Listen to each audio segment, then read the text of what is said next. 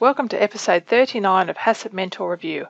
I'm Amanda Evans, and in this episode we're going to cover what is the purpose of a glass register, identifying different hazard categories, challenging your metal detector, and I've got a great link to a food defence plan template.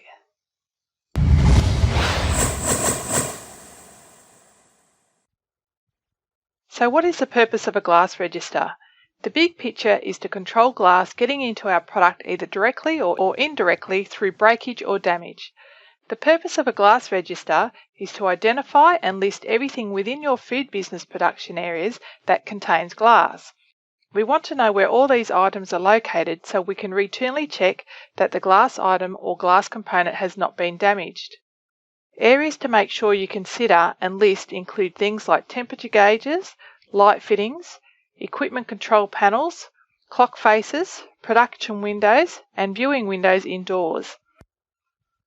I found a fantastic graphic this week that gives an overview of the network of ownership of many of the world's most famous food brands.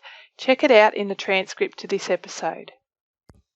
The action item for this episode is to go around and check that metal detectors are operational by inserting different types of metal into finished product and passing them through the detector.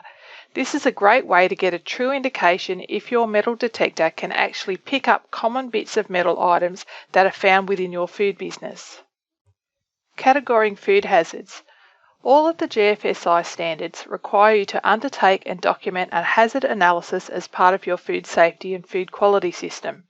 At the very least, Codex HACCP requires the hazard categories to include biological, chemical, and physical hazards to be identified, assessed, and controlled within your food business.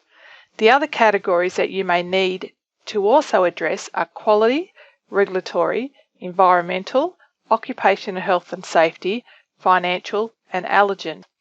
Check with your certification standard to see what hazard categories that you should be identifying.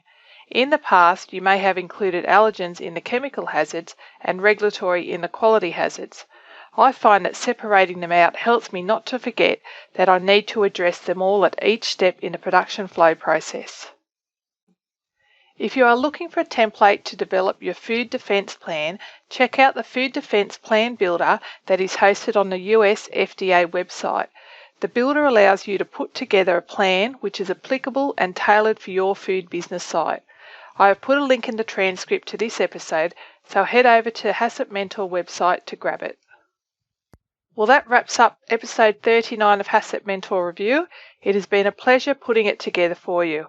As always, I'd love your feedback, so please leave a comment below. Until next time, I'm Amanda Evans from HACCPmentor.com, and have a great week.